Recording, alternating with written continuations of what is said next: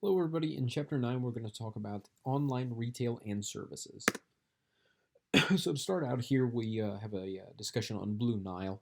For those of you that aren't familiar with Blue Nile, it's a online jewelry store essentially. So, there's a write up at the beginning of Chapter 9 about it, just about how how they got their start, kind of how they're I guess combating some of the ideas that people have about buying jewelry online. So just a quick discussion here. So why is selling or buying diamonds over the internet difficult? How has Blue Nile reduced consumer anxiety over online diamond purchases? What are some vulnerabilities facing Blue Nile? And then also, would you buy a $5,000 engagement ring at Blue Nile? So overall, you know, why is selling or buying diamonds over the internet difficult? I think it's just really difficult just because you're not there to actually see it. I know whenever I went in to buy my wife's engagement ring, it's a very personal kind of experience where you go in, talk to a jeweler, and it was one of those things I had done quite a bit of research before going in to talk to the jeweler. But even as I went into the jeweler, they were able to kind of educate me a little bit more and kind of fill me in on some different things to look for. So, went in, spoke to him. It was a very, big kind of moment in my life. And then, I'm glad that I went with the jeweler that I did. They were able to help me along the way. I ended up creating a relationship out of it. That I'm still in touch with, the jeweler just for other things that I'm buying my wife. If it's a pair of earrings or whatever it might be for Christmas. So whenever you're buying something online, a lot of times you don't get that kind of personal relationship. So I think overall that's kind of been one of the problems with buying something online, not just diamonds but anything for that matter. So how has Blue Nile reduced consumer anxiety over online diamond purchases? If you go out on their website, they do have like educate yourself portal to where you can go out, you can do quite a bit of research there. You can call in at any time. You can call. They do have an online chat. So if you do have questions about something, they're able to answer it for you, much like some of these more advanced online sites today. So what are some of the vulnerabilities facing Blue Nile? I think the number one thing that people often think about is, am I going to get a fake diamond? Is it going to be fraudulent? Whatever might be, the circumstances behind it. But with a company like Blue Nile that's getting bigger and bigger every day, I don't think you're going to run into that as much. Now, if you're buying from a lesser known website, maybe that is, an issue that you might run into, where you might run into like a fake diamond, or maybe it's not, a diamond that was, or maybe it was a diamond that was like made in a lab or something, or maybe they're saying it was crystal clear diamond. You get it, and it's got a little bit of smokiness to it, to where it's not as clear that you originally thought. So that's the big thing for me, anyways. Like whenever I went in to buy my wife's diamond, now I know all the jewelry stores always have really good lighting and everything, so it always makes the diamond look a little bit better. But I was able to see it in person. I was able to hold it and kind of see, oh yeah, like this is the diamond that I want to go with. Whereas, a lot of times with pictures, you don't get a whole lot of that. And as far as would you buy a $5,000 engagement ring at Blue Nile? I can't say I would at this point, just because of the reasons that I kind of listed before. Where I went in, was able to create a relationship out of it, able to see the item right in my hands. So you might have different thoughts on it. Maybe you're going to be looking for an engagement ring here shortly. If so, I mean, definitely check out Blue Nile. Anyways, it's a great place to at least get started and kind of figure out maybe some price points, and then also educate yourself a little bit. So the retail industry is broken into 7 segments. So you've got clothing, durable goods, so on and so forth. For each uses the internet a little bit differently. So information versus direct purchasing. You also have mail order or telephone order, or moto sector, which is most similar to online retail sector. Sophisticated order entry, delivery, inventory control. I mentioned in a previous chapter, my mom, she's big into mail order or telephone orders. So when it comes to e-commerce retail, the overall vision behind it is reduce search and transaction costs, customers able to find lowest prices, lowered market entry costs, so lower operating costs, and then overall higher efficiency. Traditional physical store merchants forced out of business. So whenever you think about like a Sears or like a Kmart or something like that, these are your traditional physical stores that just didn't keep up with the times. A few of these assumptions were a correct structure of retail marketplace. Has not been revolutionized, and then internet has created new venues for omni-channel firms and supported a few pure play merchants. So the online retail sector today, this is the smallest segment of the retail industry, so about 10%. It's growing at a faster rate than offline segments. So the computers and consumer electronics generate highest percentage revenue, followed by the apparel and accessories category. So around 80% of internet users will buy online in 2018. Some of the primary beneficiaries: established offline retailers with online presence, example Staples, and then pure play online retailers such as like an Amazon.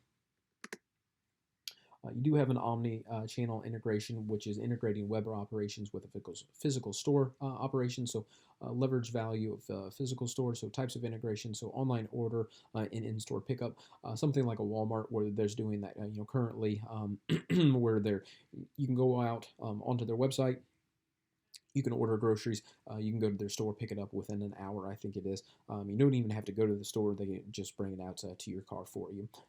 Then you've got social e-commerce growth, location-based marketing and local goods and services, and then also rapidly growing mobile platform as well. So here's a breakdown of kind of everything that's happened, or how much is being sold online, and where the highest segments are going. So we talked about it being electronics being 22.1% of all the sales for online retail, apparel, accessories right behind that, and then auto and auto parts, which I kind of I guess that does make a little more sense now that I think about it. Whenever you think of like a auto trader or like a cars.com, where you can find a car online, even like an eBay Motors, find something there. And then as far as buying auto parts online, that's something I haven't done before, but I guess I would be open to it. If you can go out there and find like a really good deal on maybe like a set of tires, or whatever it might be, even like a smaller auto parts. I guess I have bought online something like windshield wipers. And then furniture, home furnishings. I've talked about that in the past, and about as far as like my experience with buying a recliner, that really well. So you have down here all the way at the bottom, you got jewelry at 0.7%, which we talked about at the beginning of this. I would have thought that sporting goods would have been a little bit higher, though. That is one thing that I do buy quite a bit online, just because I'm able to do a little bit of more research on something. But I guess if it is a bigger kind of purchase, maybe like a bicycle or something, I'm probably going to go in store just to avoid high shipping costs with that, and then also just kind of I get to test the bike out, I get to actually see it, that sort of thing. So I guess I can see both ways on it. And then the growth of online retail in the United States. So if you go back to 2013, it was just $261 billion, and then by 2022, it's estimated to be $892 billion.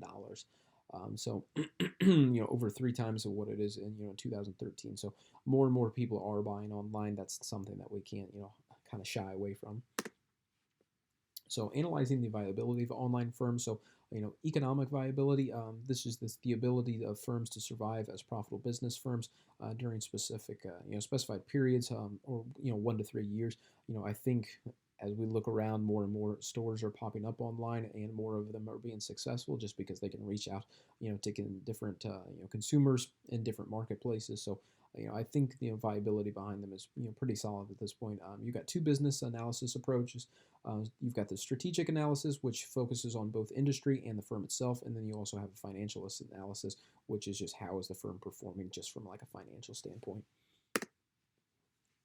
So e-commerce in action, talking about Amazon here. So the overall vision of Amazon: lowest prices, best selection, most customer centric. So overall, I think they do come really close on a lot of the prices. Best selection. I don't think I can argue there with that, just because they do have such a wide variety of everything. And that is kind of the great thing about Amazon, is a lot of times I'll go to the store and I'll be looking around for 10-20 minutes for something, and then I'll end up having to ask somebody or track somebody down to try to find something. Whereas Amazon, I don't run into that issue. I can just search for whatever I'm kind of looking for, and it's going to be out there for me. I mean, say I wanted to just buy like some pieces of Velcro or something. Maybe I'm doing kind of like a home project on the weekend. If I went to Walmart, I wouldn't know where to start in finding pieces of Velcro. If I just go to Amazon.com, searching Velcro, something's going to pop up. So I just think that's such a big thing when it comes to Amazon. And then most customer centric. I do love Amazon reviews. I think they're great, especially when I'm researching like a product.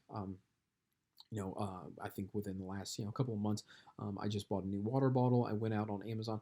Water bottle is not a very big purchase. It was what, $30, I think it was. I ended up getting like a stainless steel one. Um, so it wasn't a whole lot of research, but I was able to kind of look at reviews, kind of figure out, is this going to be big enough for what I'm, doing on a day-to-day basis? Is it, of good quality? Have people complained about like paint chipping or anything like that? So, that is one of the things that Amazon has done really well with the customer reviews.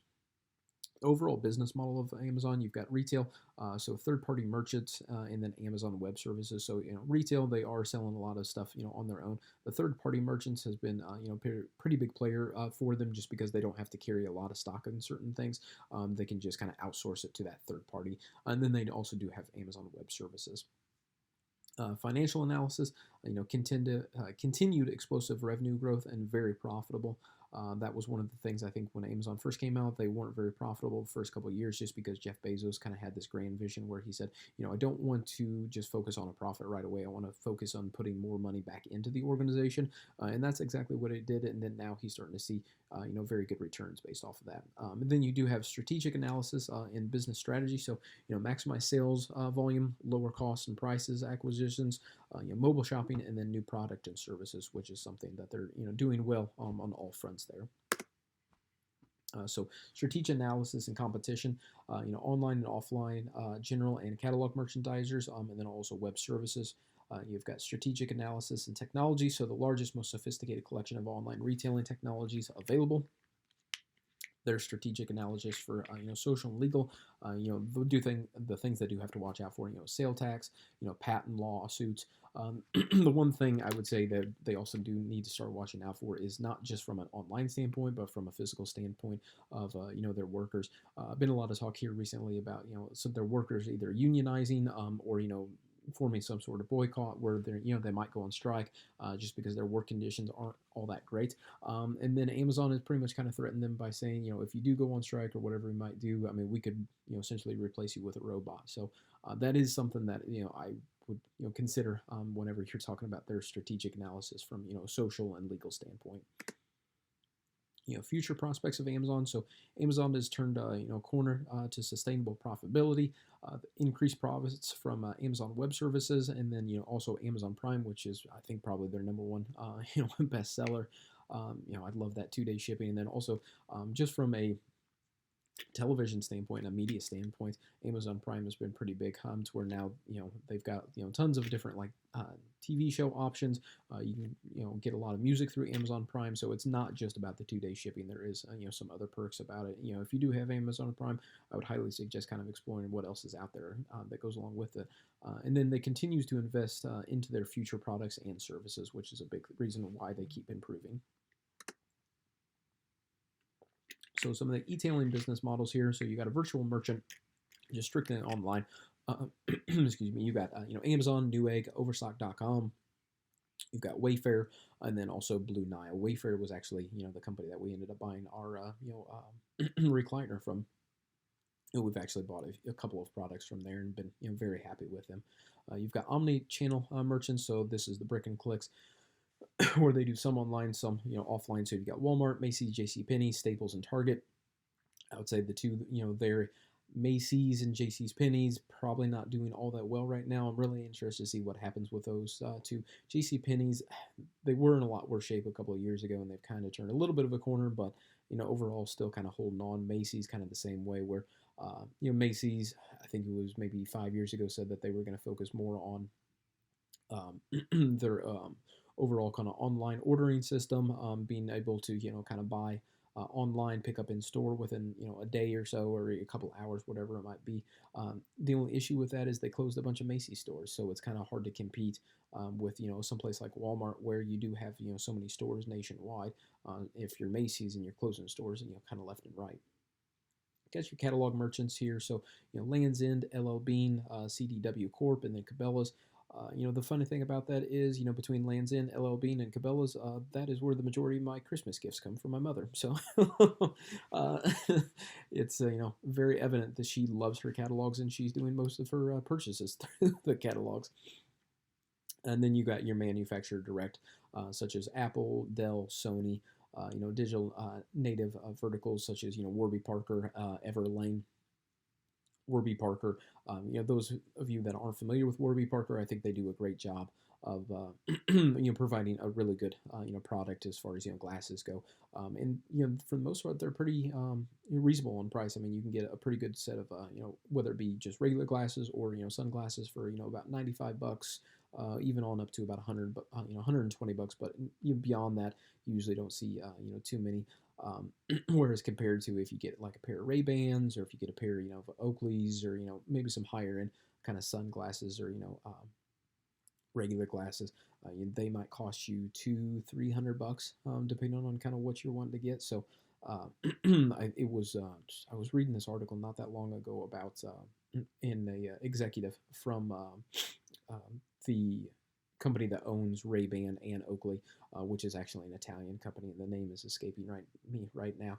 Essentially, just saying that he has tons of admiration for Warby Parker just because they provide a product that is just as good, if not better, than an Oakley or an Ray-Ban, and it's at almost a quarter or a third of the price of what they're charging for some of their sunglasses. So if you're not familiar with them, I would highly recommend checking them out. So the service sector, so offline and online. So you got service sector. This is the largest and most rapidly expanding part of economies of advanced industrial nations. This is concerned with performing tasks in and around households, business firms, and institutions. This includes doctors, lawyers, accountants, business consultants, and so on. So employs 4 out of 5 U.S. workers, which is a stat that I've found really kind of surprising that 4 out of 5 people are involved with the service sector. And then, about 80% of the U.S. GDP goes through the service sector.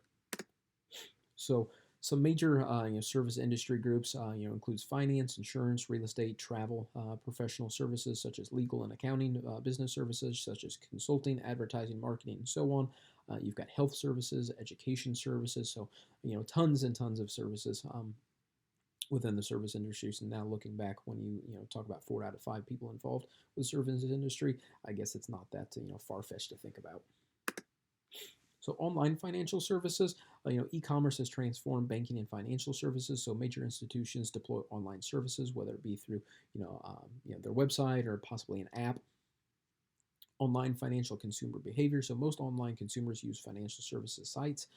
You got FinTech, which is a startup company seeking to disrupt traditional financial services by using technology to unbundle services and deliver targeted solutions.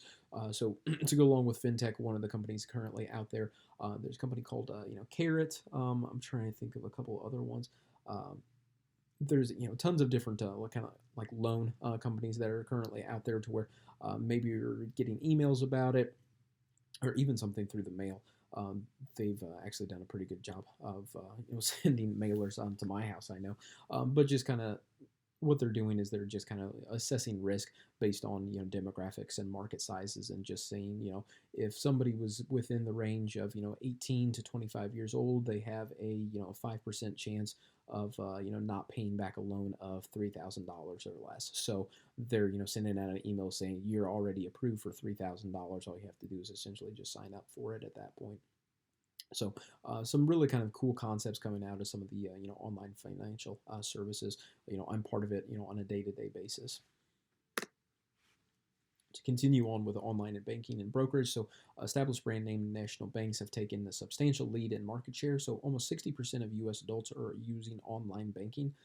I still think a lot of people need to start utilizing online banking even more, just because it is such a convenience for people. And it's something that I tell members every day that come into my branch, like get our app, get online, start using it, just because instead of having to come in and transfer money from your savings to your checking account or whatever it might be, you can just now do that online, and you'd be surprised at how many people are actually still coming in and kind of doing those old school transactions. Online banking provides significant savings for banks, just because if somebody is coming in to do a simple transaction, you have to pay somebody to be there to run that transaction. Whereas more people, if they're just doing it through an automated service through like an app, then you don't need nearly as many people actually working at a financial institution to perform those transactions. You've got early innovators in online brokerage such as E-Trade. They've been displaced by established brokers such as Fidelity and Schwab. And then online financial advisors, such as robo-advisors. You've got examples include Betterment, Wealthfront, and Personal Capital Corporation. So um, with these are just kind of startups that kind of come around to the idea of being able to kind of put people into certain stocks just based on algorithms and churning out a profit for them. Multi-channel versus pure online financial service firms. So online consumers prefer multi-channel firms with physical presence. Multi-channel firms growing faster than pure online firms, lower online customer acquisition costs. And then you've got pure online firms that cannot provide all services that require face-to-face interaction. One of my friends actually does most of his banking with just a strictly pure online firm. The issue he ran into is whenever he went to buy a house, he needed a cashier's check out of his account, and he could not get it the day of the closing. It had to be like 2 day shipping or something like that. That was the only kind of offer that they have for it. So, here he needed this check for, forget the number, say for this example, just say, $20,000. He needed that cashier's check right then and there, and he had to wait 2 days for it. Only problem with that is he had a loan closing that day, and he didn't think about it, beforehand, because typically people don't think about it. So, the issue with that is, if he were working with like a multi-channel firm, he could have just gone into the bank or the credit union or whatever financial institution he was working with, and just requested to get a cashier's check right out of his account. Wouldn't have been a huge issue. But with being a pure online firm, there is some issues with that. So things to consider if you're thinking about just going with like a pure online form, or going with like a multi-channel firm. So some financial portals and account aggregators. So for financial portals, got comparison shopping services, independent financial advice and financial planning. So revenues from advertising, referrals, and subscriptions. So examples of this would be Yahoo Finance, Quicken, MSN Money. All really good examples of that. And then you've got account aggregation, which pulls together all of a customer's financial data at a personalized website. Privacy concerns, control of personal data, security, and so on. Example, Yodlee for that one. I'm trying to think of a couple of examples of that. I think the account aggregation is actually a pretty good thing, to where you can just go into one app and it pulls together. If you have accounts with Chase and U.S. Bank and Fidelity and different things like that, you're actually able to see it in one place in one app, rather than just going to 5 different apps for that. But the one big concern is there is just overall privacy, just because you do have a lot of data and information going into one place that maybe they're not as secured as some of these other bigger institutions. So online mortgage and lending services also becoming a very kind of big thing.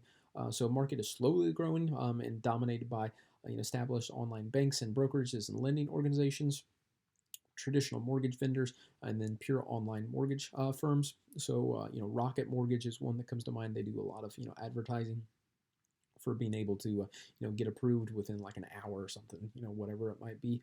Online mortgage industry has has not transformed process of obtaining a mortgage. It's still the same process.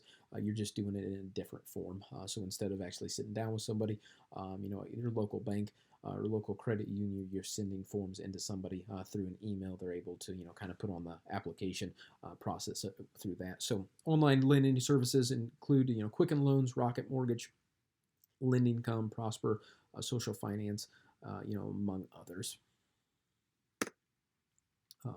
Online term life insurance for online insurance services. So one of a few insurance products with lowered search costs, increased price comparison, and lower prices. Most insurance still not purchased online. Online industry geared more toward product information search, price discovery, online quotes influencing offline purchase decision. And then InsurTech, this is just startup companies using technologies such as big data, machine learning, and artificial intelligence to disrupt traditional insurance industry. Example of this would be Lemonade. One of the issues that I have with like online insurance services is I think it was maybe 2 years ago, I was looking for new car insurance.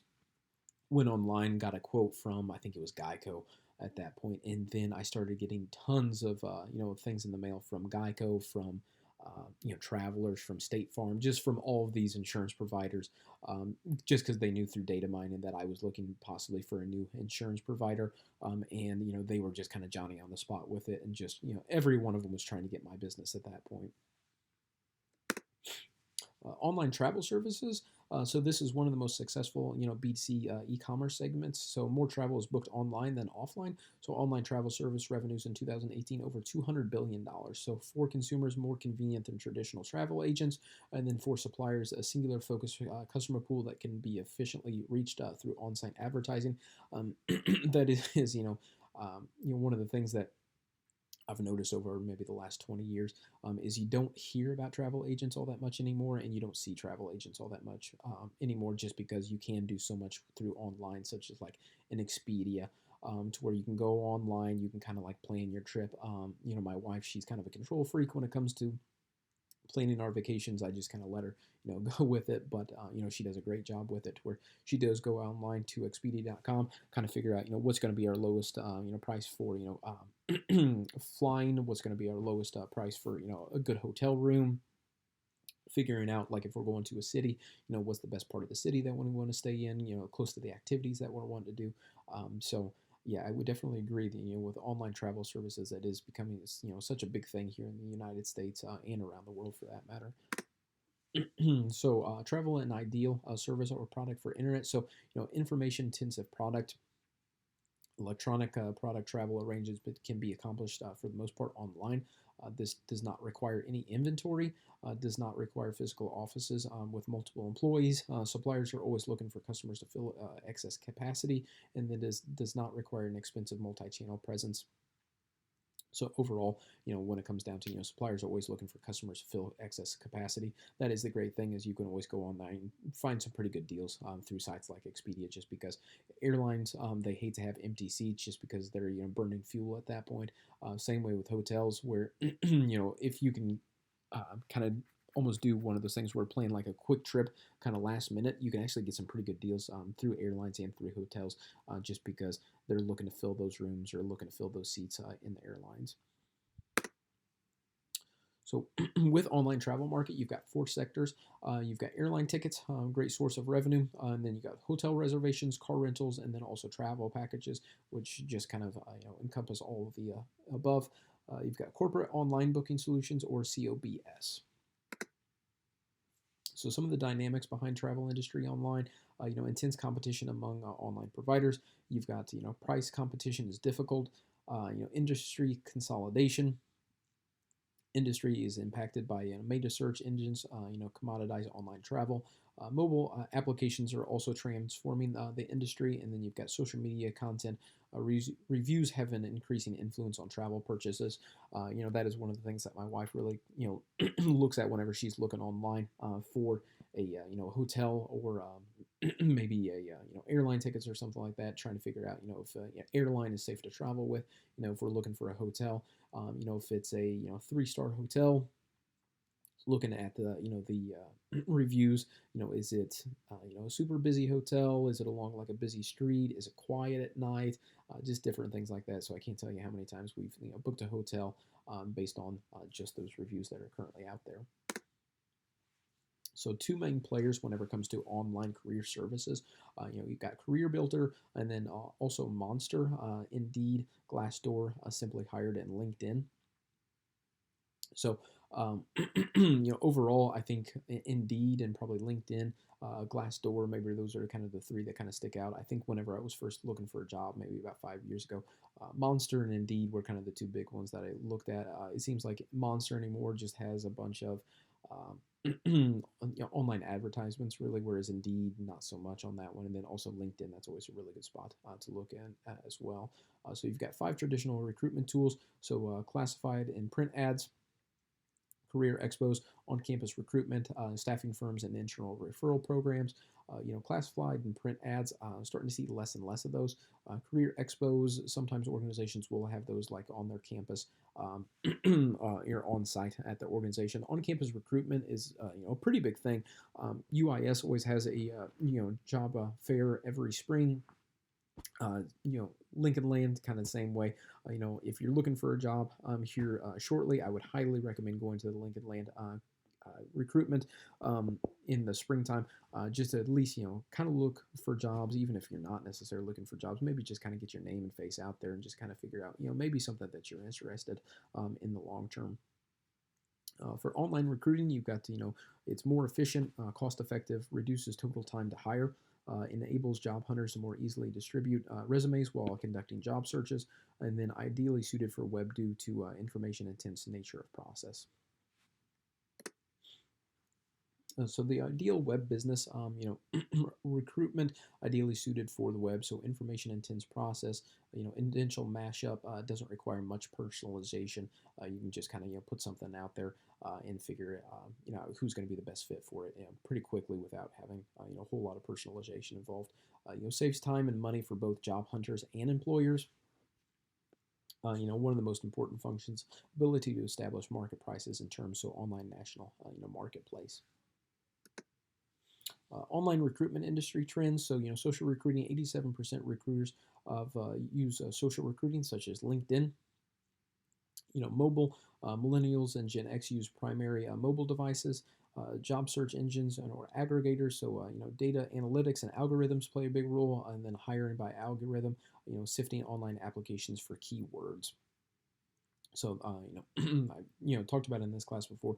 I do have a LinkedIn account. I don't get on it all that much, but whenever I do get on it, I always see that somebody from Caterpillar has searched for my name in the last 2 weeks, or somebody from Amazon, or somebody from Walmart, or something like that. And I don't think it's necessarily me that they're looking for. They're probably looking maybe for like another Brent Mason, or maybe just something within my profile just kind of popped up within a search saying that I've got a background in teaching, or I got a background in financial institutions, and then those just kind of meet the criteria for a lot of those algorithms, and then that way that's why technically people are searching for me, even though they're not actually searching for me personally. So on-demand service companies, so platforms for users to share, lease assets and resources. So you've got bikes, cars, homes, rooms with beds, etc. So fees collected from sellers and buyers, use of online reputation systems, for peer reviews. So successful firms are disruptors, lowering costs of services such as like Uber or Airbnb. Both of those are very successful companies right now just because they have been disruptors. Uber, you don't have to order a taxi anymore. It can all be done with an app. You get some random guy named Jeff who's driving you around. But for the most part, I have really good success with Uber. Airbnb, I have not done an Airbnb yet. Just because usually when we travel, we usually stick to the more traditional hotels. But I do have a couple of friends who have done Airbnb and had really good luck with them. So that is something that I'm probably going to start looking out to do here in the near future anyways. So that's all I've got for Chapter 9. We will see you next time in Chapter 10.